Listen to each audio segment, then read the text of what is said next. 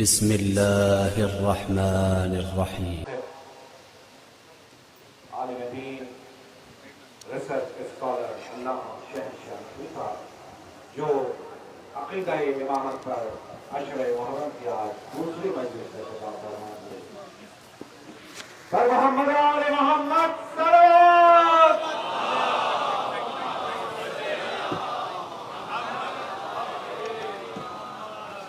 کی بیداری کا ثبوت دیتے ہوئے نعرہ تکبیر، نعرہ تکبیر، نعرہ رسالت، نعرہ رسالت، نعرہ حیدری، حیدری، حیدری، محمد آل محمد صلوات۔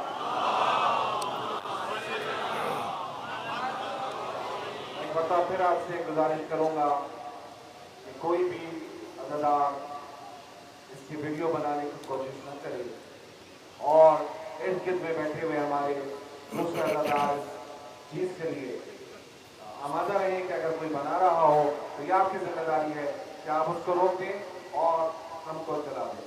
اور محمد آل محمد صلوات۔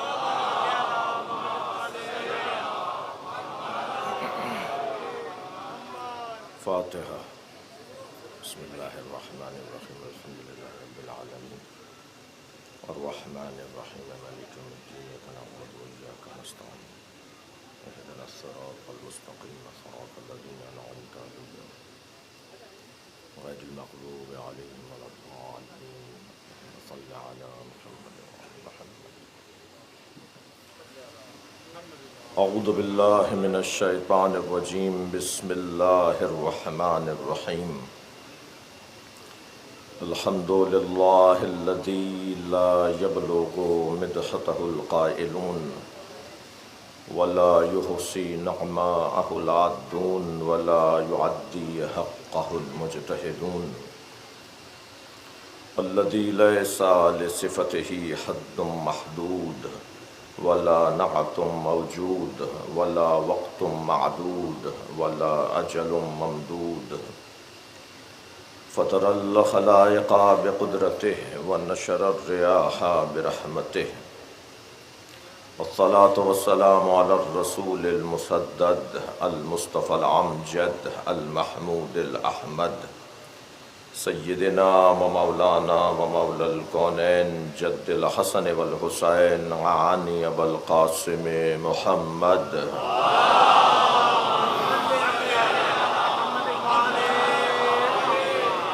وآلہ الطیبین الطاہرین المعصومین الذین قال اللہ انما یرید اللہ لیذہب عنکم الرجس اہل البیت وَيُطَهِّرَكُمْ تَطْهِيرًا۔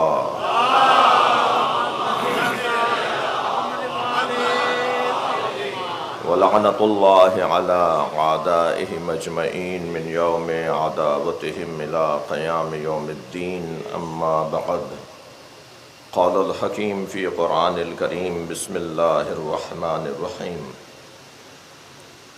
وَإِذَا ابْتَلَىٰ إِبْرَاهِيمَ رَبُّهُ بِكَلِمَاتٍ فَأَتَمَّهُنَّ قَالَ إِنِّي جَاعِلُكَ لِلنَّاسِ إِمَامًا قَالَ وَمِنْ ذُرِّيَّتِي قَالَ لَا يَنَالُ عَهْدِيَ الظَّالِمِينَ۔ صلوات۔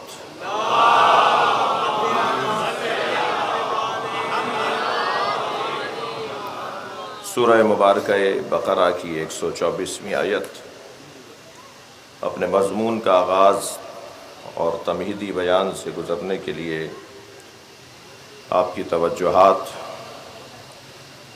کا سہارا چاہوں گا۔ اللہ حضرت ابراہیم سے متعلق جو اللہ کے نبی ہیں اور ان کا اعزازی عہدہ وہ اللہ کے خلیل ہیں، وہ اللہ کے دوست ہیں، بہت بڑا اعزاز ہے، اور وہ جو اللہ کا دوست ہو یعنی جب چاہے جو چاہے بات کرے، اور دوست کی بات ہو رہی ہے، یہ نہیں کہ یہاں سے جو چاہیں کہہ دیں، نہیں، وہاں سے بھی جو چاہا کہا گیا اور یہاں سے بھی جو چاہیں کہہ دیں۔ خلیل، خلعت رکھنے والی ذات، تنہائی میں باتیں کرنے والی ذات، رازدارانہ گفتگو کرنے والی ذات۔ مگر عزیزو، حسن یہ ہے کہ ابراہیم تمام تر عظمتوں کے بعد خلیل ہیں۔ ہم جس مصطفیٰ کے دروازے پر بیٹھے ہیں وہ حبیب ہے۔ صلوات پڑھیں ذرا محمد و آل محمد۔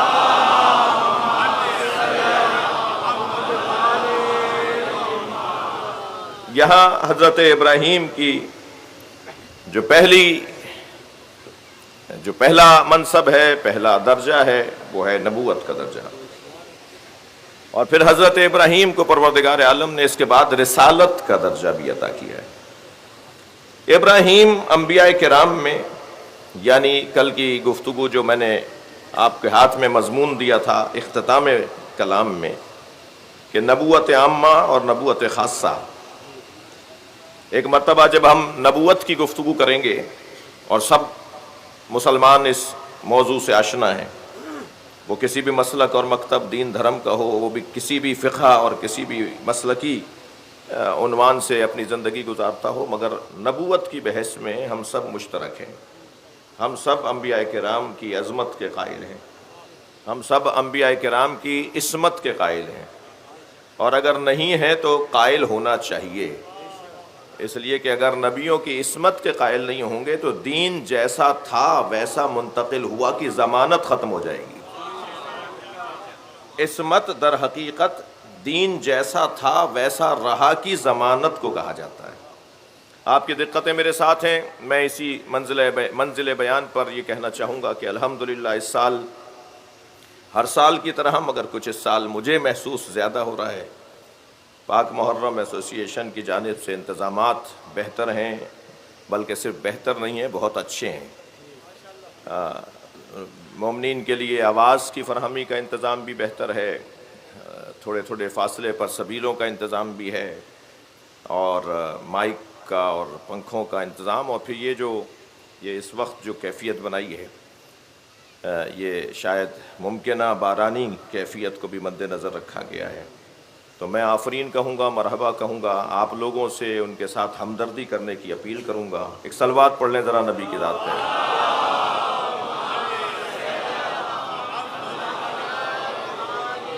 اس سے بہتر اور بلند صلوات پڑھ لیجیے۔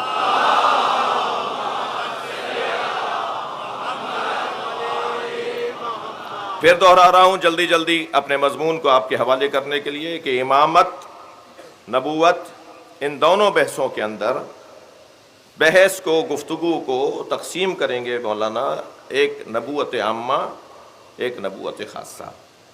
نبوت عامہ میں حضرت آدم سے لے کر اور حضرت عیسیٰ تک کی گفتگو جو ہوگی وہ نبوت عامہ ہے، اور سرکار دو جہاں تنہا اکیلے کے اوپر جب گفتگو ہوگی تو وہ نبوت خاصہ ہے۔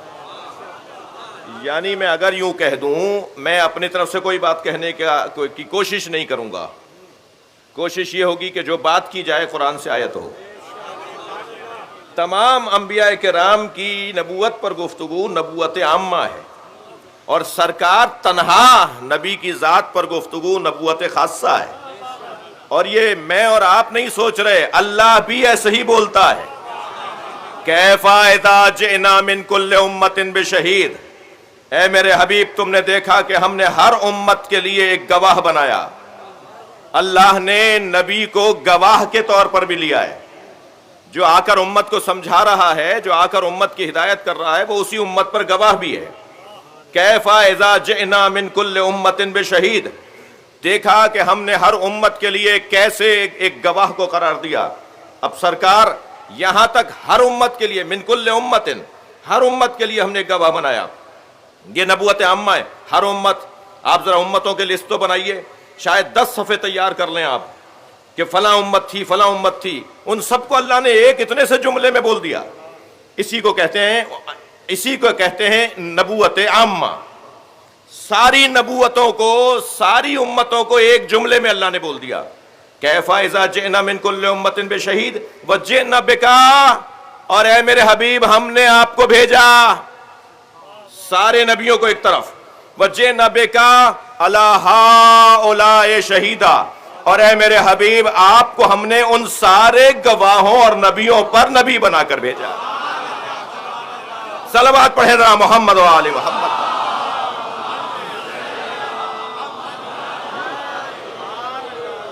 یعنی تمام نبیوں کا مقام ایک طرف اور سرکار دو جہاں کی ذات تنہا ایک طرف، وہ نبوت عامہ اور یہ نبوت خاصہ۔ اچھا، کیا صرف اتنا کہہ دینا ہی عامہ اور خاصہ میں بحث کو تقسیم کر دے گا، یا نہیں کوئی بات ہے؟ یعنی وہ جو سارے کمالات 1,23,999 پیغمبروں کے پاس تھے، تھکے تو نہیں ہیں آپ حضرات؟ 1,23,999 پیغمبروں کے پاس جو سارے کمالات تھے، وہ اللہ نے اس سے زیادہ سجا کر اکیلے نبی کو عطا کیے ہیں۔ جی سنی شیعہ مجمع ہے، نشتر پارک کی مجلس ہے، یہاں ویسے بھی بات وہی ہوا کرتی ہے کہ جو بات مشترکہ ہو، اور مشترکہ بات کیا کم پڑ گئی ہے کہ جو مختلفہ بات کی جائے، اور اگر مختلفہ بات کرنی ہے تو اسے مشترکہ بنانے کے لیے کرنی ہے۔ ہدف اور مقصد یہ ہے کہ اس کو کسی طرح منتقل کیا جائے بات کو انتہائی معقول انداز سے۔ جو سارے نبیوں کے اللہ نے کمالات رکھے، کچھ مشترکہ تھے، کچھ کمالات مشترکہ تھے۔ مثلا کچھ نبیوں کو اللہ نے رسول بھی بنایا ہے، صاحب شریعت بھی بنایا ہے، یہ مشترکہ کمالات نہیں ہیں۔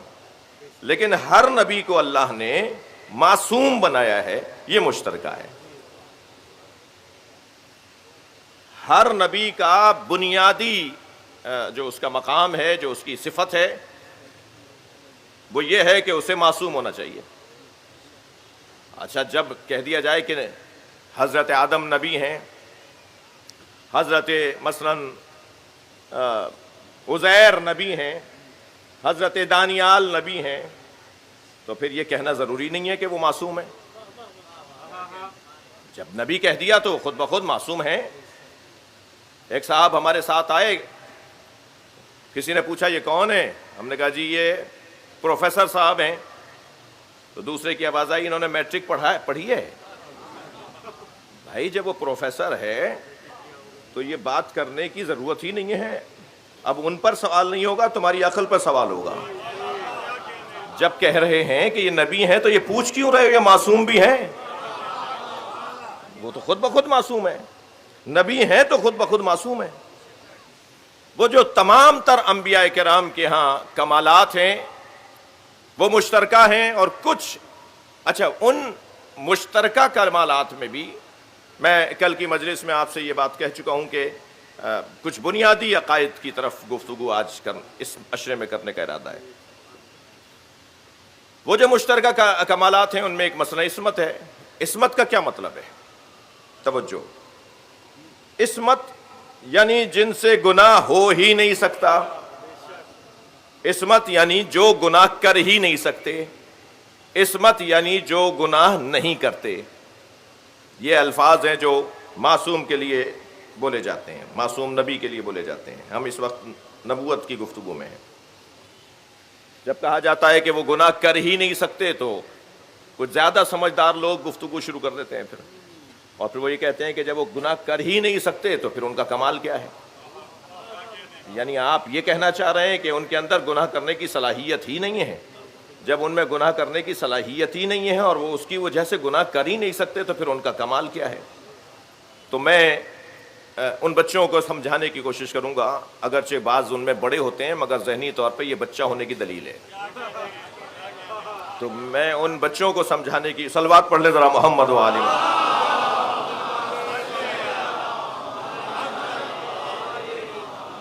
یہ عرض کرنا چاہوں گا کہ اگر یہ کہہ دیا جائے، بلکہ میں کہہ رہا ہوں ایک طالب علمانہ لہجے میں، کہ نبی اور امام گناہ کر ہی نہیں سکتے،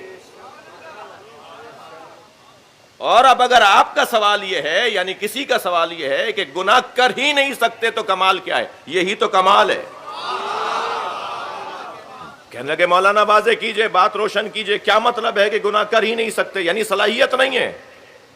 نہیں، میں ایک مثال دوں گا، اہل دقت بیٹھے ہوئے ہیں، اور ضمناً میں جناب شبر رضا صاحب سے، شمسی بھائی سے، نقی بھائی سے، ان سے گزارش کروں گا کہ پاک محرم ایسوسی ایشن کے ساتھ اپنی تعاون کو اور اپنی ہم آہنگی کو، اپنی ذہنی ہم آہنگی کو نسبتاً بڑھائیں، اور کوئی بات ایسی نہیں ہونی چاہیے، میں قومی شخصیات سے گزارش کروں کہ جس میں کوئی قومی وقار میں کمی آئے یا آپس کی وحدت میں کوئی بال برابر بھی فرق پڑنے لگے۔ 10 دن کے بعد بیٹھیں، بات کریں، اخلاقی دائرے میں رہتے ہوئے لڑیں جھگڑیں، وہ آپ کی مرضی ہے، مگر ان 10 دنوں میں جتنی اپنی وحدت کا مظاہرہ ہم کر سکتے ہیں۔ میں تو بہت خوش ہوا تھا کہ مشترکہ پریس کانفرنس ہوئی اور سب نے مشترکہ طور پر ایک بات کی، اور اسی انداز کو میں گزارش کروں گا اس مرکزی ممبر سے۔ اور یہاں کی مضبوطی صرف کراچی کی مضبوطی نہیں ہے، بلکہ یہاں کی مضبوطی پورے پاکستان کی مضبوطی ہے۔ تو آپ یہاں جتنا مضبوطی کے ساتھ آگے بڑھیں گے، میں کسی بات پہ کوئی تنقید نہیں کر رہا، لیکن ایک ایسے ہی نصیحت کر رہا ہوں۔ ایک بلند تر صلوات پڑھ لیجیے۔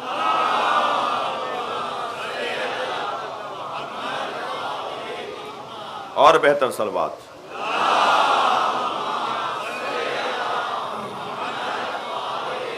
میری بات اگر پسند آئی ہے تو بہتر صلوات ہدیہ کریں۔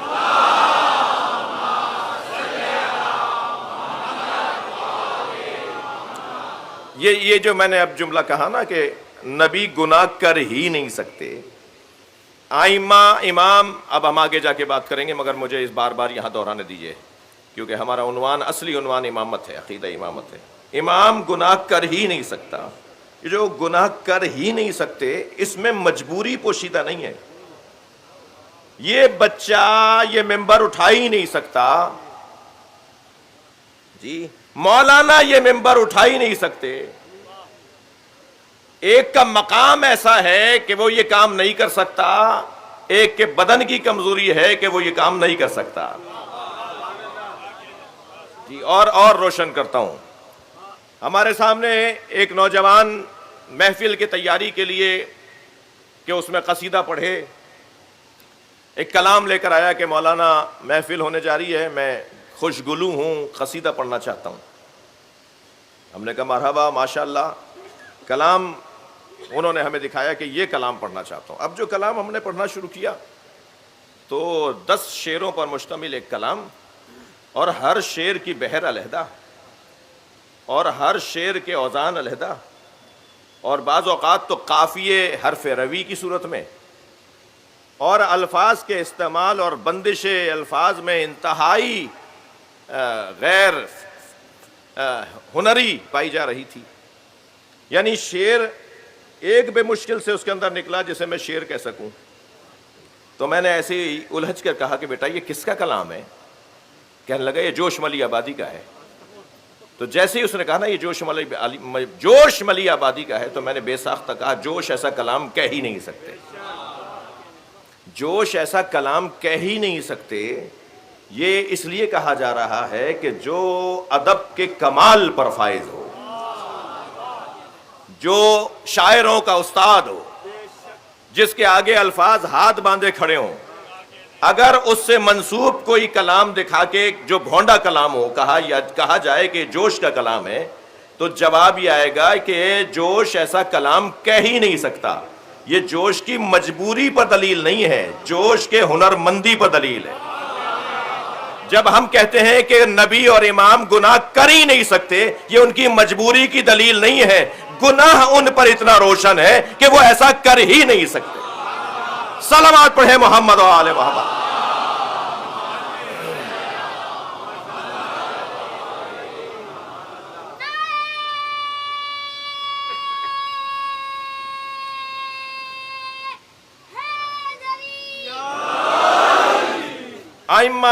انبیاء کرام میں نبوت عامہ کی گفتگو میں بات شروع ہوگی سب سے پہلے حضرت آدم سے۔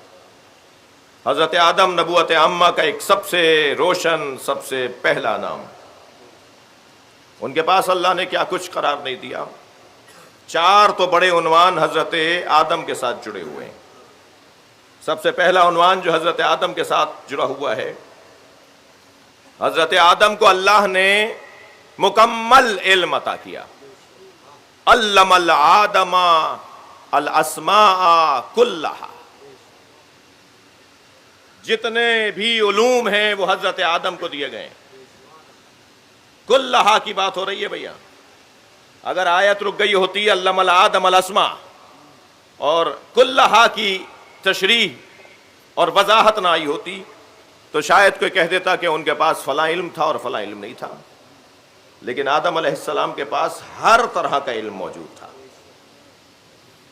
اور پھر ہر طرح کا علم اگر حضرت آدم کے پاس موجود تھا تو پھر یہ کوئی بحث کرنے کی ہے کہ جو نبوت عامہ کا فرد ہو اور اس کے پاس ہر طرح کا علم ہو تو مسلمان قرآن چوم کر اسے مانے، اور جو نبوت خاصہ کا عنوان رکھتا ہو اور سارے نبیوں پر نبی ہو، اس کے لیے اگر میں کہہ دوں کہ نبی کے پاس ہر علم تھا تو مسلمان ڈھونڈ رہا ہوتا ہے کہ انہیں تو لکھنا نہیں آتا تھا، مسلمان ڈھونڈ رہا ہوتا ہے کہ انہیں تو پڑھنا نہیں آتا تھا۔ آج کا سارا مسلمان انہیں پڑھ کر تو مفتی اعظم بن جاتا ہے۔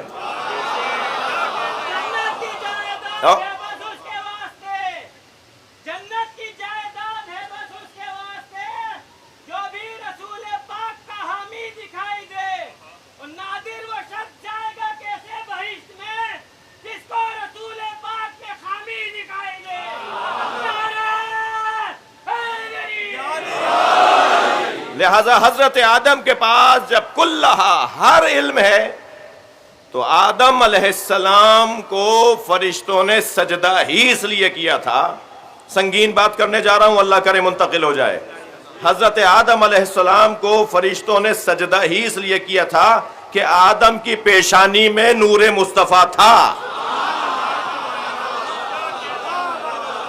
صلوات پڑھیں محمد و آل محمد۔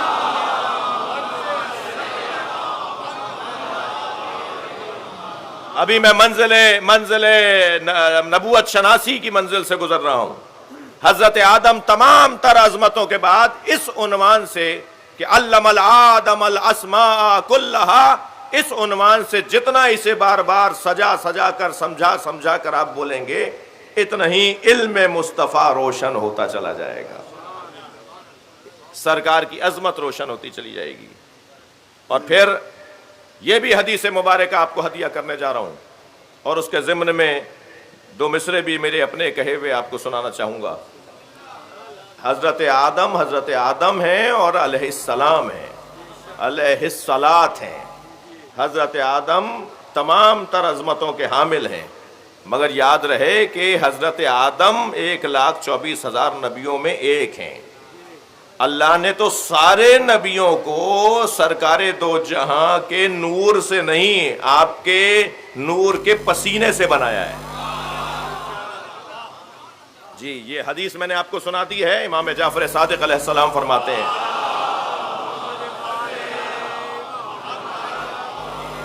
یہاں جس پسینے کی بات کر رہے ہیں وہ بدن کا پسینہ نہیں ہے، وہ نور کا پسینہ ہے، اس لیے کہ جس پسینے کی بات ہو رہی ہے اس وقت حضرت کا بدن خلق نہیں ہوا ہے۔ جی میں محتاط ہوں، جانتا ہوں مجھے کیا بولنا ہے۔ اس وقت سرکار کا بدن بھی خلق نہیں ہوا ہے، اور اللہ کے اس کام کو اس طرح معصوم بیان فرماتے ہیں کہ نبی کے پسینے سے اللہ نے انبیاء کو خلق کیا ہے۔ جی مجھے پچھلے دنوں ایک نعت کہنے کی توفیق ہوئی، تو میں آپ کو 2 مصرے اپنے ہی کلام کے 2 مصرے سنا رہا ہوں کہ عرق جبین سے لے کر نبی بنائے گئے، عرق جبین سے لے کر، توجہ ہے حضرات کی، میں کچھ اندھیرے میں مجھے محسوس ہو رہا ہے تو تھوڑی گردن ہلائیں گے تو مجھے اندازہ ہوگا۔ عرق جبین سے لے کر نبی بنائے گئے، بھئی توجہ چاہوں گا دوسرے مصرے پر، نعت ہو اور اس میں تغزل نہ ہو، نعت ہو اور اس میں تغزل نہ ہو تو پھر وہ نعت کیا ہے؟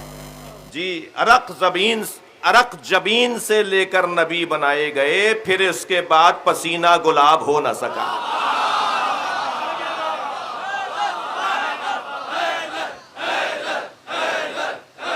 بلند تر صلوات پڑھیں گے نبی کے ذات۔ آپ کی طرف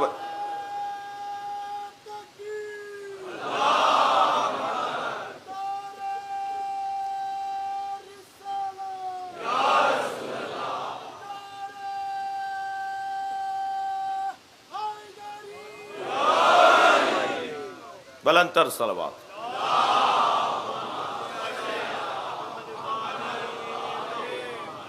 توجہ ہے آپ حضرات کی. چلیے مضمون کی طرف کہ پہلا عنوان حضرت آدم کی فضیلت کا ان کا علم ہے. نبوت عامہ سے نبوت خاصہ تک کا سفر. پہلا عنوان علم. علم انسان کو کس درجے پر پہنچا دیتا ہے. کوئی مثلا جو قابل شمار نہیں ہے میں پہلے ان کو شمار کر لیتا ہوں.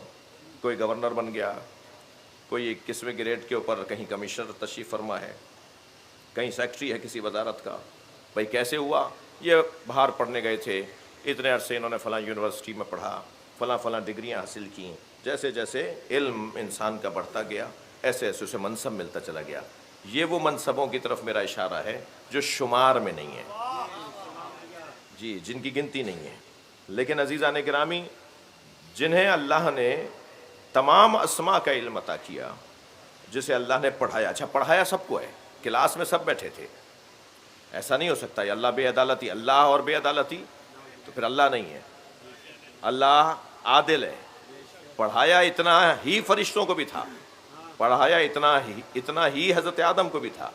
کلاس دونوں کی ایک ہی تھی. وہ اور بات ہے کہ جب امتحان کا مرحلہ آیا تو جو کامیاب ہوئے وہ آدم کہلائے. یہ ہرگز نہیں ہے کہ جب فرشتوں نے کہا کہ لا علم الا ما علمتنا, یا اللہ ہمارا تو علم اتنا ہی ہے جتنا تو نے دیا ہے, تو یہ وہ صحیح کہہ رہے تھے. یہ اتنا ہی علم حضرت آدم کو بھی دیا تھا. ایسا نہیں تھا کہ حضرت آدم کو زیادہ علم دے کر اللہ نے انہیں کامیاب کر دیا اور انہیں کم علم دیا. ظاہر کم تھا تو اتنا ہی بتاتے جتنا پتا تھا. دونوں کو ایک علم دیا, مگر دونوں میں تشخیص کی کیفیت مختلف تھی. جی جواب اچھا دے پائے حضرت آدم, اور جواب حضرت آدم اچھا جب دے پائے تو حضرت آدم کو مسجود قرار دیا. فرشتوں سے کہا وَقُلْنَا لِلْمَلَائِكَةِ فَسَجَدُوا لِآدَمَ. اللہ نے کہا کہ پھر ہم نے ملائکہ سے کہا کہ آدم کو سجدہ کریں, اور سجد الملائکہ, اور ملائکہ سجدہ کرنے والے قرار پائے. اور پھر سب نے سجدہ کیا الا ابلیس. ابلیس نے سجدہ نہیں کیا. تو جو ابلیس نے سجدہ نہیں کیا تو کیا ہوا پھر اس کے ساتھ؟ یعنی کہیں تو ایسا ہوگا نا کہ اللہ اپنی نافرمانی پر کوئی سزا دے گا. اللہ نے نافرمانوں کو معافی کا رستہ تو بہت دیا ہے, مگر کوئی جگہ ایسی ہے کہ جہاں نافرمانی کی گنجائش نہیں ہے. مثلاً تم میرا گھر گرانے کے لیے, خانہ کعبہ گرانے کے لیے آ جاؤ اور پھر معافی مانگ لو. مثلاً تم میرے نبی کو قتل کرنے کے لیے آ جاؤ پھر معافی مانگ لو. مثلاً میں غدیر کے میدان میں سجا کر علی کی ولایت کا ایک اعلان کرواؤں اور تم علی کی مخالفت کرو اور پھر معافی مانگ لو. بھائی صلوات پڑھ لیں ذرا محمد و آل محمد.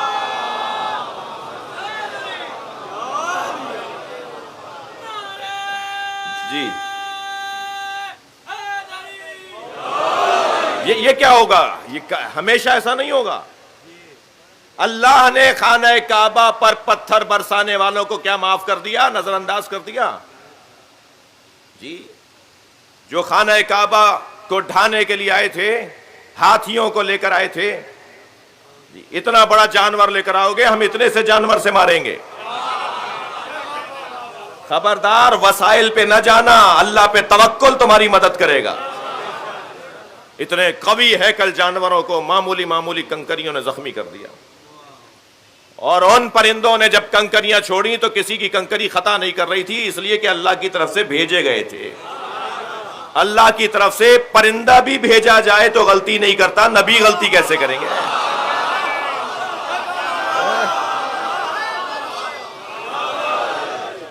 تو آپ نے دیکھا کہ منظر کیا بنا. اللہ اپنے گھر کی توہین کرنے والوں کو پسند نہیں کرتا, ایسے ہی رسول اللہ کی توہین کرنے والوں کو پسند نہیں کرتا. ایسے ہی علی کی ولایت کا سننے کے بعد جنہوں نے انکار کیا ان کو آسمان سے پتھر نے آ کے مارا یا نہیں؟ سأل سائل بعذاب واقع, ایک سائل نے عذاب مانگا اور عذاب آیا، نبی کے ہوتے ہوئے تو عذاب نہیں آئے گا۔ قرآن کی ایک آیت کہہ رہی ہے وَأَنْتَ فِيهِمْ، ہم لوگوں پر عذاب نازل نہیں کریں گے اس لیے کہ آپ میرے نبی ان کے درمیان رہتے ہیں۔ رحمت للعالمین کے ساتھ ہوتے ہوئے اللہ کا عذاب نہیں آئے گا، ایک قاعدہ۔ دوسری آواز کہ ہم نے عذاب نازل کیا، یا اللہ یہ کیا ہو رہا ہے؟ تو دیکھو تو صحیح وہ کون ہے جس پہ عذاب آیا ہے؟ وہ ہے جو مولا علی کی ولایت کا منکر ہے۔ لہذا جب کہا کہ آپ نے اپنی طرف سے کہا ہے یا اللہ کی طرف سے، آپ نے فرمایا میں کوئی بات اپنی طرف سے نہیں کرتا، جو بات کرتا ہوں اللہ کی طرف سے کرتا ہوں۔ تو کہنے لگا کہ پھر اللہ ہی سے کہیے کہ مجھ پہ عذاب آ جائے۔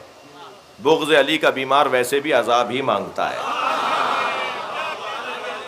اور ایسا ہی ہوا کہ ایک پتھر نازل ہوا اور حارث ابن نعمان فہری اسی میدان غدیر میں اس پتھر کا شکار ہوا۔ تو حضرت آدم کا انکار نہیں، اللہ کا انکار ہو رہا ہے جی، اللہ کو نہیں مان رہا، اللہ کی بات کو نہیں مان رہا۔ یا ابلیس ما منعک ان تسجد لما خلقت بیدی، اے ابلیس بتا۔ اب بلا لیا، عدالت لگ گئی، بلا لیا ابلیس کو۔ نبوت عامہ پر گفتگو ہے، جہاں ہمارا سفر جائے گا نبوت خاصہ یعنی امامت کی طرف۔ اے ابلیس اسے سجدہ کرنے سے تجھے کس نے روکا جسے میں نے اپنے دونوں ہاتھوں سے بنایا ہے؟ جی، دونوں ہاتھوں سے اللہ نے بنایا ہے۔ اللہ کے دو ہاتھ ہیں، تھک تو نہیں رہے؟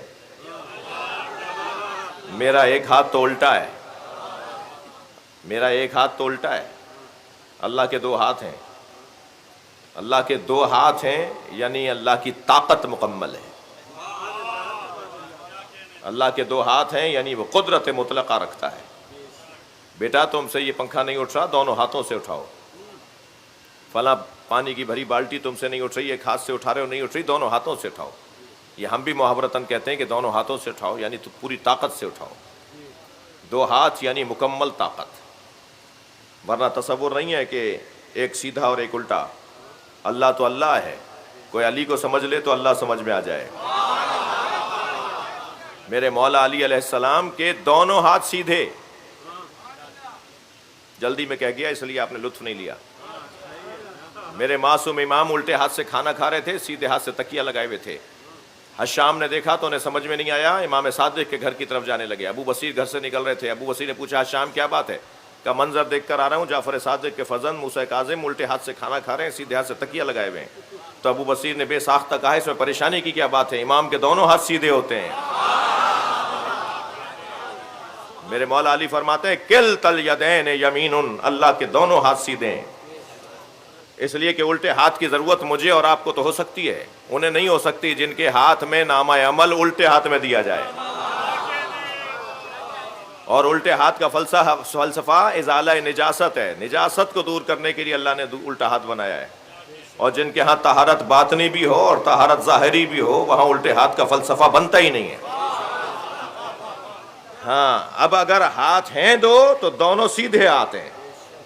اللہ کے بارے میں مولا علی فرماتے ہیں، جو قرآن میں اللہ نے کہا نا کہ اللہ نے اپنے دونوں ہاتھوں سے بنایا ہے، تو مولا علی کی حدیث ہے، مولا فرماتے ہیں کلتا الیدین یمین، اللہ کے دونوں ہاتھ سیدھے ہیں۔ جسے اللہ نے دونوں ہاتھوں سے بنایا، مکمل طاقت سے بنایا، ابلیس نے اس کا سجدہ نہیں کیا۔ تو حضرت آدم کا دوسرا امتیاز، بہت جلدی گزار رہا ہوں، دوسرا امتیاز حضرت آدم کا، حضرت آدم مسجود ملائکہ ہے۔ ملک ایک صلاحیت اور توانائی کو کہا جاتا ہے۔ اللہ کی جانب سے جو توانائیاں اور صلاحیتیں تقسیم کی گئی ہیں اور تعمیر کی گئی ہیں اور تاسیس کی گئی ہیں، ان ساری صلاحیتوں کو حضرت آدم کے آگے اللہ نے جھکا دیا ہے۔ تمام تر شعبہ ہائے تدبیر کائنات حضرت آدم کے سامنے جھکائے گئے۔ یہ مسجود ملائکہ ہیں۔ حضرت آدم کی زندگی عزیزان گرامی توبہ اور استغفار پر مشتمل زندگی۔ لا تقربا هذه الشجرہ، اس شجر کے قریب نہ جانا۔ مبارک مجمع کچھ سننے آیا ہے، اس منزل بیان پر تھوڑی سی توجہ میں اور زیادہ مضاف اور زیادہ توجہ چاہوں گا۔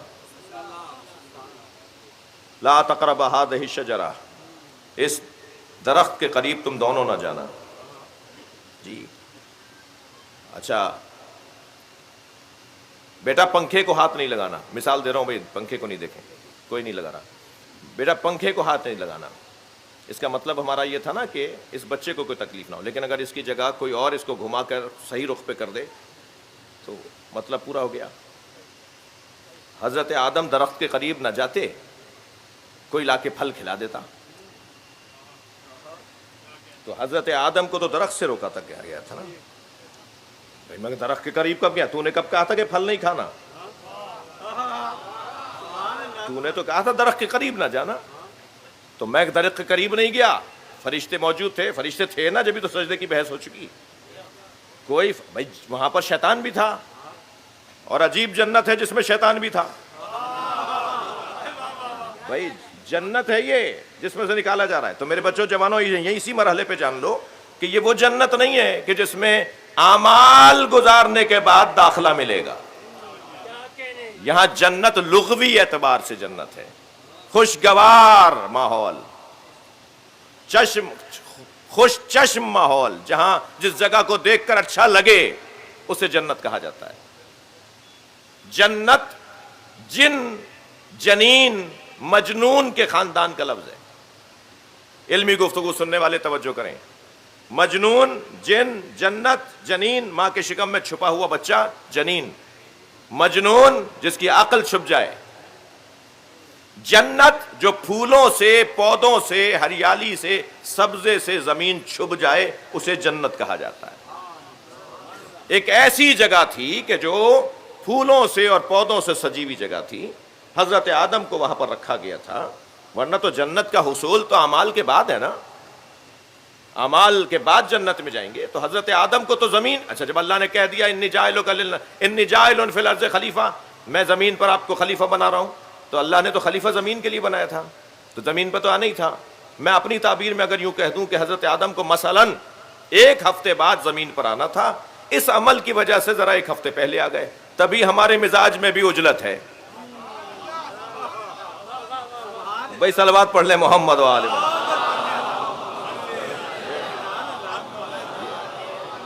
آنا تو تھا حضرت آدم کو، مگر 1 ہفتے پہلے آ گئے. وہاں رہنے کے لیے تو انہیں خلق ہی نہیں کیا گیا تھا. اب یہاں حضرت آدم نے پھل کھا لیا اور کہہ دیتے کہ بھائی میں تو درخت کے قریب ہی نہیں گیا، تو پھل تو کسی اور نے لا کے دے دیا. تو مطلب کیا ہے؟ یہ جو شجر، اچھا حضرت آدم سے پہلے کچھ بھی نہیں تھا بھائی، شجر تھا. جی شجر تھا تبھی کہا گیا کہ درخت کے قریب نہ جانا. درخت تھا تبھی کہا گیا درخت کے قریب نہ جانا. یہ عجیب مسلمان ہے کہ حضرت آدم سے پہلے نبی کو نہیں مانتا، درخت مان لیتا ہے.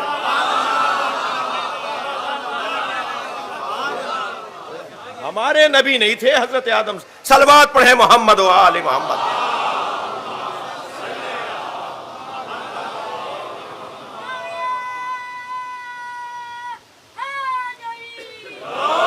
بھائی اس نقطے پر میں نے نسبتاً محنت کی ہے تو اپنی محنت آپ کے سامنے رکھنا چاہتا ہوں. آپ کی توجہات میرے ساتھ ہیں، میں اس کا ممنون ہوں. اللہ نے کیا کہا؟ لا تقربا هذه الشجرہ، اے آدم و حوا اس درخت کے قریب نہ جانا. یہ قریب نہ جانا، قریب نہ جانا، یہ ذہن میں رکھتے ہوئے اب ذرا ایک اور آیت سن لیجئے. الم ترى کیف ضرب اللہ مثلا کلمۃ طیبۃ کشجرۃ طیبہ اصلها ثابت وفرعها فی السماء. توجہ، اے میرے نبی تمہیں اللہ نے مثال دی ہے کلمہ طیبہ کی جو شجرہ طیبہ کی طرح ہے. ذہن میں رہے لا تقربا هذه الشجرہ. اب اس آیت کو ذرا سنیے. الم ترى کیف ضرب اللہ مثلا کلمۃ طیبۃ کشجرۃ طیبہ اصلها ثابت وفرعها فی السماء. اے میرے حبیب دیکھو اللہ نے کیسی مثال دی ہے کلمہ طیبہ کی جو شجرہ طیبہ کی طرح ہے، جس کی پہلی صفت یہ ہے کہ اس کی جڑیں بڑی مضبوط ہیں. اس کی دوسری صفت یہ ہے کہ اس کی شاخیں آسمانوں میں ہیں. کوئی درخت ڈھونڈیے کہ جس کی شاخیں آسمانوں میں ہوں. کوئی درخت ڈھونڈیے جس کے قریب جانے سے آدم کو روکا گیا ہو. وہ درخت کسی گندم کا درخت نہیں تھا. اس درخت کو محمد و آل محمد کہا جاتا ہے. اے آدم تم محمد اور علی کو اپنے جیسا نہ ماننا. صلوات پڑھے محمد و آل محمد.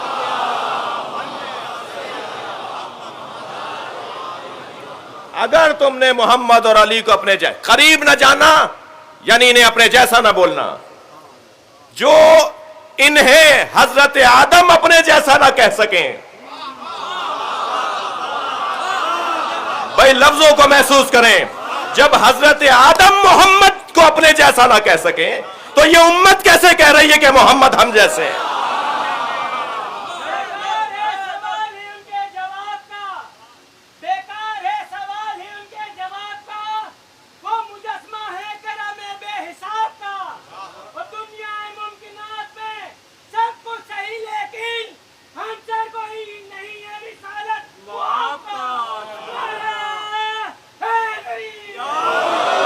بھائی توجہ چاہوں گا یہ شجر یعنی شجرہ طیبہ، دونوں آیتیں نہ پڑھی ہوتی تو شاید کوئی مجھے مجلس کے بعد روک لیتا. مولانا ایک بات آپ آیت سے کر رہے ہیں، ایک حدیث سے کر رہے ہیں، اب ہمیں کیا پتا حدیث کیسی ہے. ایک آیت کہہ رہی ہے کہ آدم درخت کے قریب نہ جاؤ، دوسری آیت کہہ رہی ہے کہ شجرہ طیبہ وہ ہے جس کی جڑیں بڑی مضبوط ہیں اور شاخیں آسمانوں میں ہیں.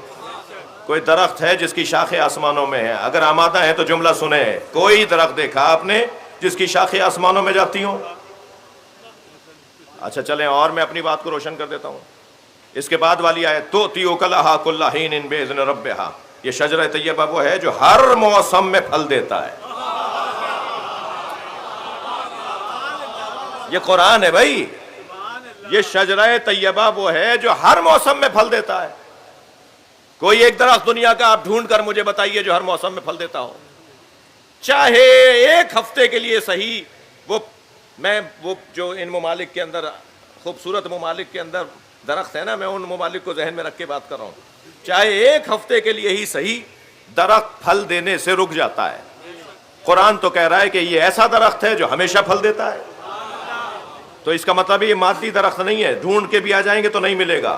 یہ کوئی ایسا درخت ہے کہ جو جیل میں بھی ہو تو رہائیاں دلوا رہا ہوتا ہے.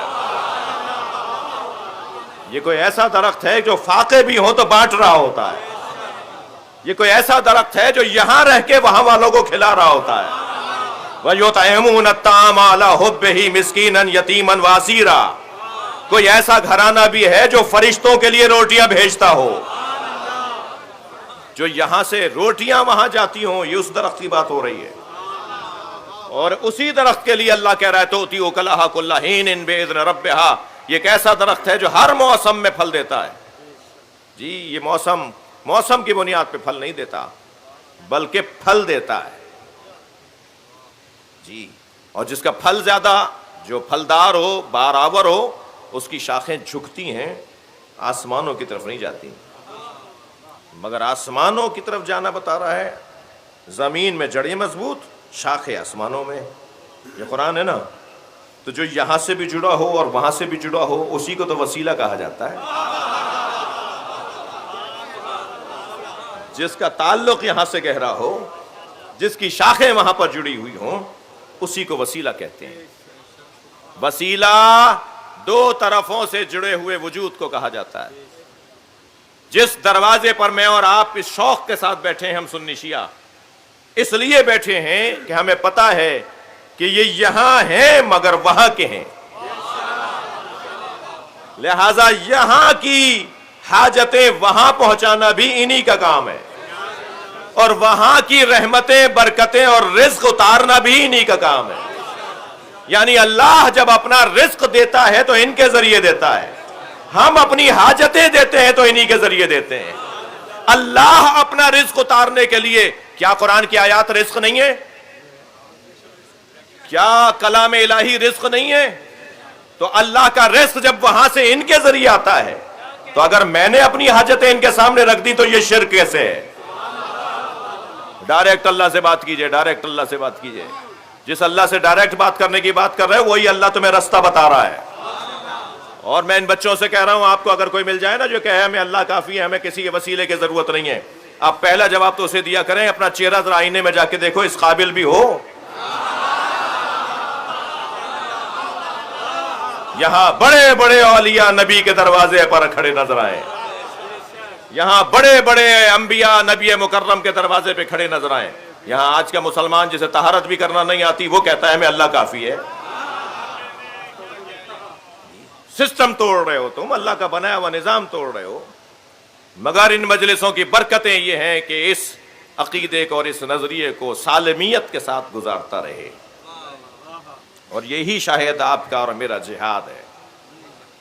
अपनी बात कीजिए माकूल अंदाज से और इंतहाई मुदल्लल अंदाज से, जो जहनों में भी उतरे, जो ख्यालों को भी रोशनी अता करे। और इस पैगाम को मजबूत बनाने का नाम करबला है। 2 मुहर्रम है। चलिए, इससे पहले कि इमाम करबला पहुंचे, हम करबला चलते हैं।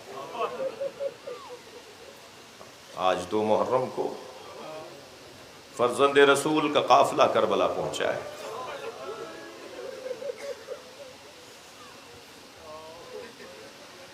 घोड़ा चलते चलते रुक गया। मैंने एक जुमला कहा, उसे जरा बेहतर करूं। हुसैन मौला से पहले हम चलते हैं 2 वजह से। 2 वजह से हम चलते हैं। पहली वजह तो ये कि चलिए कंकर बीने, पत्थर चुने, कांटे उठाएं, रास्ते साफ करें कि कोई कांटा सकीना के पैर में न चुभ जाए, कोई पत्थर जनाब ज़ैनब को तकलीफ न पहुंचाए। और दूसरा सबब, करबला हम पहले चलते हैं कि हुसैन अकेले न रह जाएं। ये हम जो हर साल मुहर्रम मजालिस इमाम हुसैन को याद करते हैं, ये गोया हम ये ऐलान करते हैं ज़ियारत पढ़ते हुए कि मौला हम नहीं थे, काश हम होते तो हम आप पर अपनी जान कुर्बान कर देते। आइम्मा अहले बैत ने भी हमें रोने का इसलिए हुक्म दिया है कि अपने आप को तैयार करो, अभी एक हुसैन आने वाला है, और वो हुसैन गुंबद से सुर्ख परचम उतारेगा, और वो परचम लहरा लहरा कर बता रहा है कि वो साहिब मज़ार वो है जिसके खून का बदला बाकी है। जब वो परचम उतार के चलेगा तो ये पूरी दुनिया में ये जो इमाम पे रोने वाले लोग हैं, ये सब उस परचम के पीछे चलेंगे। फिर यजीद, बिना में यजीद के फलां का बेटा और फलां का पोता था, उससे बदला नहीं होगा, बल्कि यजीद की वजह से जो निज़ाम बना, उस निज़ाम का तोड़, उसका बदला होगा। फिर जालिम से बदला नहीं, जुल्म से बदला होगा। जुल्म का खात्मा होगा, अदलो इंसाफ से ज़माना पुर होगा। ये नतीजा है उस आने वाले हुसैन के इंतकाम का। चलिए करबला चलें। जुलजना रुक गया। इमाम ने शफकत से उसके गर्दन पे हाथ फेरा, फरमाया तू कभी मेरे हुक्म से हाथ नहीं उठाता। इमाम कभी इसे चाबुक मारते नहीं थे, बस फरमाते थे तेज चल तो ये तेज चलता था, रुक जा तो रुक जाता था। फरमाते थे मैं उतरना चाह रहा हूँ तो ये उतरने का माहौल बनाता था। अतः कभी कभी घुटने टेक देता था ताकि इमाम आसानी से उतर आए, इमाम के पैर ज़मीन तक आ जाएं, रकाब में रखने ना पड़े। ये बड़ा बावफा इमाम का घोड़ा है, नबी की सवारी है। बिसर साद ने इसे तीर मारने से रोक दिया था, अपने लोगों से कहा था इसे कोई तीर न मारे। इमाम की शहादत के बाद कहा इसको कोई तीर न मारे, मैंने बचपन में नबी को इस पर बैठे देखा है, मैं इसे तबर्रुक के तौर पे अपने पास रखूँगा।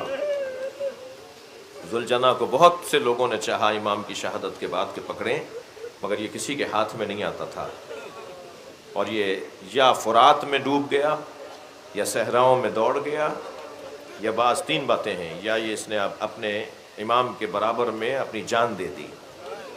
लेकिन वो जो रिवायत है ना कि जिसमें है कि इमाम जब ज़ुहूर फरमाएंगे तो जुलजना पे बैठ के आएंगे, वो फिर समझ में आता है कि ये अल्लाह की मसलहत के खातिर ये कहीं गायब किया गया है, अल्लाह ने इसे गैबत में रखा है, गायब किया है। जब इमाम आएंगे, जब लेकर आएंगे इसको। जी, बहुत समझदार था, जानता था कि सकीना खड़ी है, جانتا تھا کہ جناب رباب اس کے قریب آ رہی ہے۔ جس میدان میں انسانوں نے حسین کا ساتھ نہیں دیا، اس میدان میں اس جانور نے امام حسین کا ساتھ دیا، اس گھوڑے نے امام حسین کا ساتھ دیا۔ جب آیا ہے نا، میں ایک بڑا سخت جملہ مجھے میرے ذہن میں آ رہا ہے، آپ کی آنکھوں میں آنسو ہیں۔ کوئی نہیں تھا کربلا میں جو آ کے بتاتا کہ حسین مارے گئے ہیں۔ عباس نہر کے کنارے سو رہے ہیں، علی اکبر کے سینے میں برچھی لگ چکی ہے، قاسم کا لاشا پامال ہو چکا ہے، کہیں دیکھیں تو حبیب کا لاشا ہے، کہیں دیکھیں تو زہیر سوئے ہوئے ہیں۔ اب کوئی بھی تو نہیں ہے جو آ کر بچیوں کو، بیویوں کو سہارا دے، پرسہ دے۔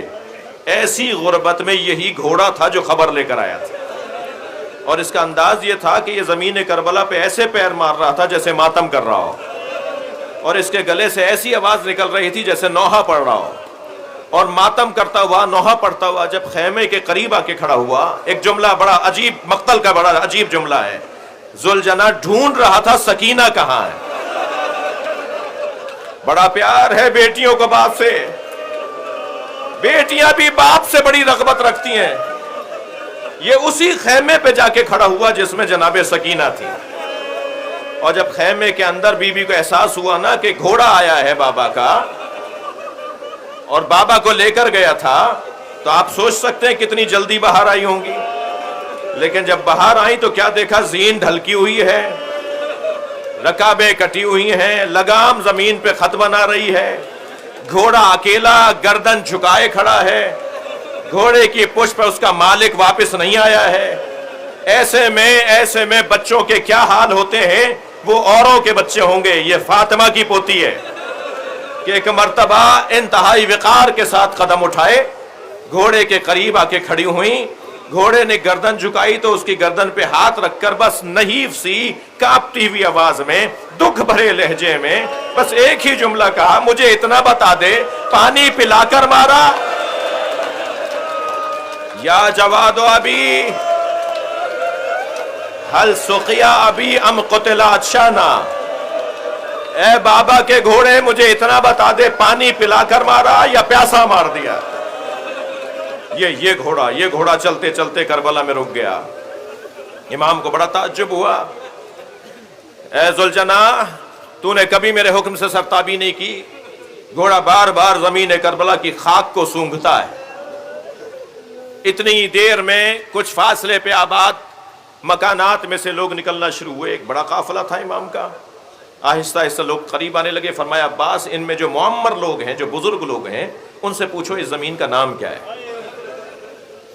تو نام مختلف بتائے گئے، کسی نے ماریا بتایا، کسی نے نینوا بتایا، اور امام ہر نام پر فرماتے تھے کوئی اور نام بھی ہے اس کا، اس خطے کو، اس زمین کو کیا کہتے ہیں۔ نام مختلف رہے، مگر ایک ضعیف العمر انسان جس کے ہاتھ میں عصا تھا بہت ہی آہستہ آہستہ قریب آیا، اور امام کے قریب آ کے کہنے لگا، اے زہرا کے لال آگے چلے جاؤ، کسی اور جگہ خیمے لگا لو جا۔ امام نے فرمایا آپ میرا ادب کر رہے ہیں، آپ میرا احترام کر رہے ہیں، مجھے بس اتنا بتائیں کہ اس کا نام کیا ہے۔ تو انہوں نے کہا حسین ہادا کرب و بلا، یہ حسین کربلا ہے۔ جیسے امام حسین نے سنا نا یہ کربلا ہے، حضرت عباس قریبی کھڑے تھے، عباس پتہ کرو یہ زمین کس کی ملکیت میں ہے، یہی تو جگہ ہے ہماری، اسی کو تو میں ڈھونڈتا ہوا آیا ہوں۔ خیمے لگائے گئے، جگہ خریدی گئی، اور جتنی بڑی جگہ امام حسین نے اس وقت میں خریدی تھی، آج حرم امام حسین کربلا، حرم امام حسین اس اصلی جگہ کو دوبارہ سے خرید رہا ہے تاکہ اصلی جگہ کو محفوظ کر لیا جائے، جو جگہ حسین مولا کی ملکیت ہے۔ اور پھر خیمے لگے، 2 محرم کو خیمے لگے، میرے مولا امام حسین اس بیابان میں تنہا جانے لگے۔ کسی نے روکا تو فرمایا مجھے جانے دو، مگر دور سے جناب زینب نے دیکھا کہ بھائی تنہا ہے، تو پیغام بھیجا کہ کیا مجھے اجازت ہے کہ میں بھائی کے قریب آ جاؤں؟ جب امام نے اجازت دی تو بی بی اپنے بھائی کے برابر میں آ کے کھڑی ہوئی۔ اب حسین اور زینب شریکت الحسین ہیں، اس پورے مارکے میں زینب اور حسین ہی کا تو معاملہ ہے۔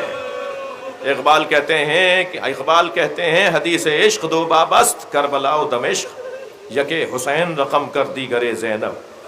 یہ پورا واقعہ یا حسین نے لکھا ہے یا زینب نے لکھا ہے. اب دونوں بہن بھائی، آخری جملے کہہ رہا ہوں، دونوں بہن بھائی کھڑے ہیں، گفتگو ہو رہی ہے. جناب زینب سے فرمایا زینب ذرا غور سے دیکھو، یہ جگہ جو نظر آ رہی ہے یہاں میرا علی اکبر گھوڑے سے گرے گا،